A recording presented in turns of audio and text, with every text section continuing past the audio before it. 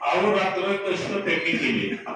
ज्या लोकांनी आपला समाज घडवण्यामध्ये ज्या लोकांचा सहभाग होता, ज्या लोकांनी या समाजामध्ये, या भारताच्या जडणघडणीमध्ये, या महाराष्ट्राच्या जडणघडणीमध्ये सांस्कृतिक वारसा जपणे हे काम केलेले, त्या सभागृहामध्ये नाव देण्यासाठी आपण 100% त्या नावांचा आम्ही विचार करतो.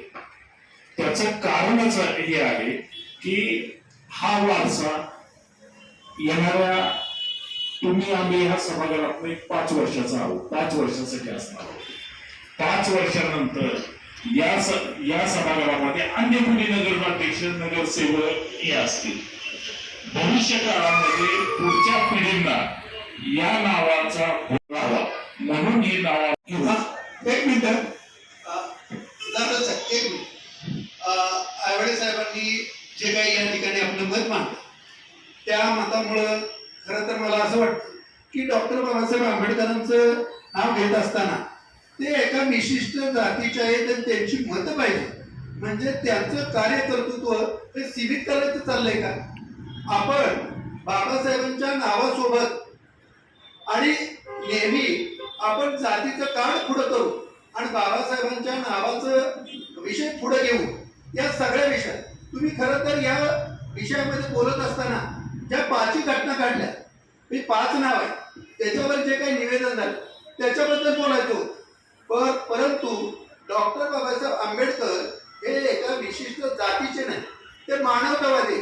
या देशाचं दुर्दैवच हे आहे की बाबासाहेबांना संकोचित ठेवून किंवा त्यांच्या कार्याला मर्यादित ठेवून हे काम केलं जातं.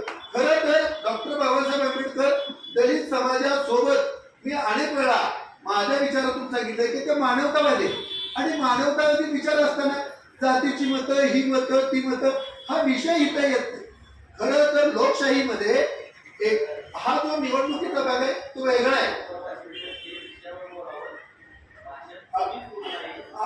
नाही चोरंगे साहेब त्या भाषणाला उत्तर द्यायचे का? तुम्ही भाषण करा आम्ही बसतो, तुम्ही भाषण करा आम्ही बसतो. कुठल्याही माफीबद्दल किंवा काय अपेक्षा फक्त आमचं ऐकून घ्या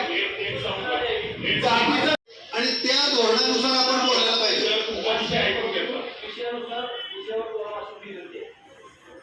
माननीय सदस्यांना आवर्जून माझं नाव घेतलं, त्याच्यामुळे मला त्यांनाच विचारणं गरजेचं आहे. माझा त्यांना पहिला सवाल आहे की ह्या ठरावाला सर आपला विरोध आहे का आपली सहमती आहे? माझा विषय घेतला नाव घेतलं म्हणून विचारतो. मी त्यांना विचारला असतो. अगदी बरोबर आहे, मी त्यांनाच विचारले की तुमचं नाव घेतलं, तुम्ही बोलला त्याच्याबद्दल मी बोललो. मी प्रश्न काय विचारलाय सर एवढंच उत्तर द्या. ह्या ठरावाला डॉक्टर बाबासाहेब आंबेडकरांचं सभागृहाला नाव देण्यासाठी म्हणजे आपला विरोध आहे, आपण सहमत आहात? येस नो मध्ये उत्तर द्यायचं. येस नो मध्ये मग चर्चा कशाला घडवून आणायची? येस नो मध्ये उत्तर द्यायचं. येस नो असतं का? येस नो असतं का? तुम्ही माझे नाव घेतलं का नाही? विरोध केला नाही. तुम्हाला विचारतो मी तुमच्या कोणत्याही उत्तर सर माझी विनंती आहे, तुमच्या माझी विनंती आहे सर उत्तर द्या. अहो मी अजून 2 मिनिटं थांबतो, तुम्ही उत्तर द्या सर. अहो तुम्ही 10 मिनिटं थांबला तरी तुम्ही येस नो मध्ये असेल तर उत्तर मिळणार नाही. येस नो मध्येच द्यावं लागतं. असं कसं म्हणजे जबरदस्ती आहे का येस नो घ्यायचं? मला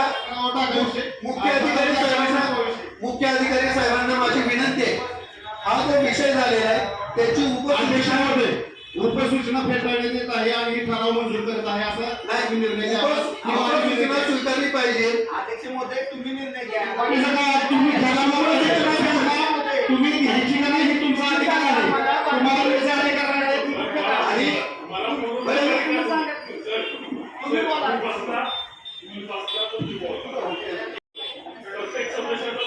समजून घेण्याचा प्रयत्न करतो. समज- पण आता असं एवढं सांगतो की आता जे याच्यावर उपसूचना फेटाळण्यात आलेली आहे यामध्ये